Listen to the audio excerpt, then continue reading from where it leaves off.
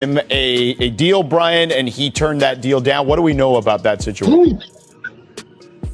Yeah, so Schroder is limited to how much he can exceed for 4 years and $84 million. That is about what Fred VanVleet signed for with the Toronto Raptors last year. So it's actually not a bad comparison. But the discussions so far with Schroder and the Lakers on that extension have not borne fruit. And the expectation with executives in the league is it's because Schroder would like more than that $84 million that the Lakers can offer. It's not that they don't think he's worth more than that. They just can't offer more than that. So there's going to be what it looks like right now. Things could change hour to hour, but it looks like Schroder is probably headed for unrestricted free agency. The Lakers knew that and had talks about trading for Kyle Lowry. Whether or not that makes a difference, we'll see. But those things are facts. They had discussions about Kyle Lowry, and they haven't extended Schroder, and it bears watching. Well, one thing I hate to comment on is guys, getting their lettuce and getting their money, right? Because this is what you come to the NBA for first and foremost. You have the love for the game, but it's a job, and you come to get as much money and the top dollar that you possibly can before your career is over with. But I will say this, and I wish Richard Jefferson was on here right now, because this goes back to my point of saying this is why the Lakers, in my opinion, should have went all in for Kyle Lowry. Like, you got to go grab him, especially when Dennis Schroder has declined and turned down contract extensions. Like I said, he was saying Kyle Lowry was a rental, but this is a rental right here as well. And I just don't know. I mean, he's going to have to live up to it. And another point, when a guy's playing for a contract, it can either go good or go bad. It's no in between, because a guy has that in the back of his mind. And sometimes it could hinder and hurt the team because you're trying to win a championship, but also this guy's fighting for another contract, and trying to make sure that he keeps up and his numbers are up to par individually so he could get the top dollar. So this is why I would have made the trade and got Kyle Lowry. And this is why you were right and Richard is always wrong, Perk. That's the reality of it. And I know if you're watching Richard somewhere in your sweatpants, maybe you're still wearing a jacket because you're just weird like that. Perk was right. All-Star game. And you know what? To all the Warriors fans, if Steph Curry do decide to leave, y'all can't be mad at him. He done gave y'all franchise everything in the world and more, okay? But I'm just thinking of the fact that I could possibly see, the world could see LeBron James, one of the greatest of all time, the GOAT in my eyes, Steph Curry, the greatest shooter of all time, top 5 point guard of all time, along with a generation of Anthony Talent and Anthony Davis pairing up in Los Angeles together.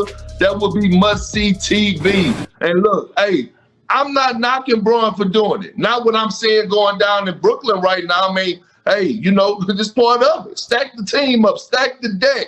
Well, let me start with you, Perk, about that. I think one of the greatest things about LeBron, beyond obviously how great he is on the floor, right, is that he's willing to put bygones aside, right? Like, they were fierce competitors against each other. You were in those battles as well, and he doesn't care about that stuff. When it comes to business, he wants to put the best team around him possible, and that's actually really smart.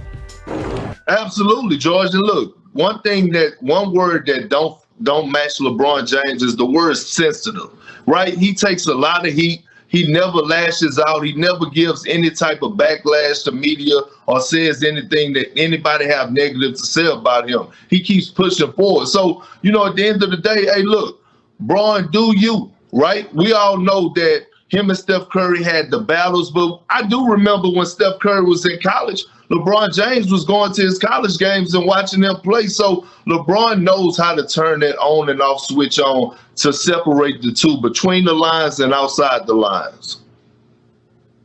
Let me tell you something about LeBron.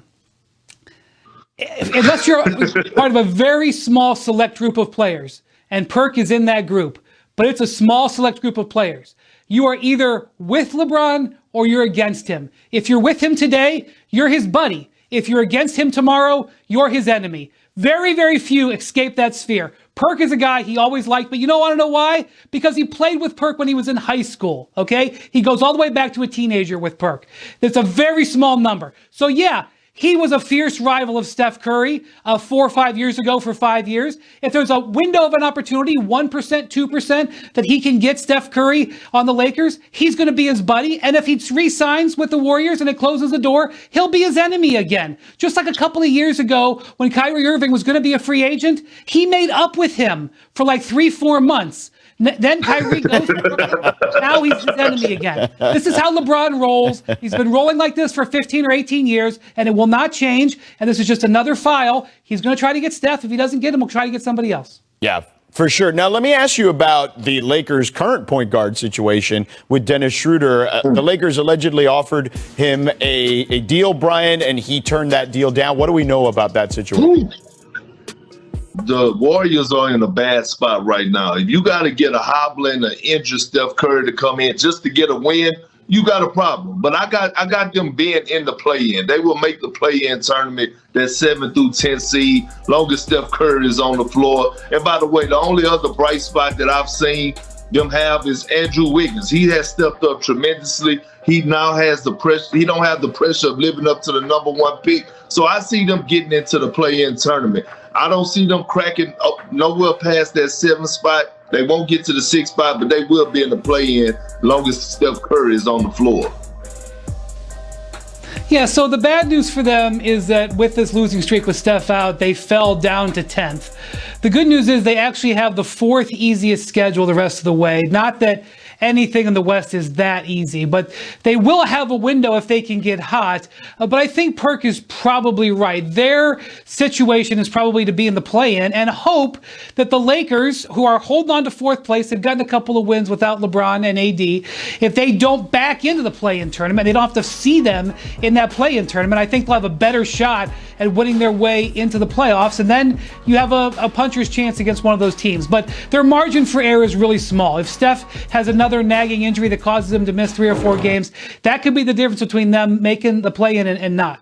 Well, Brian, and I'll start with you. I mean, if you really look at those top 6 seeds in the Western Conference, I don't think you can say, even if they had 100% health the whole season, that they're better than any of those 6 teams, right?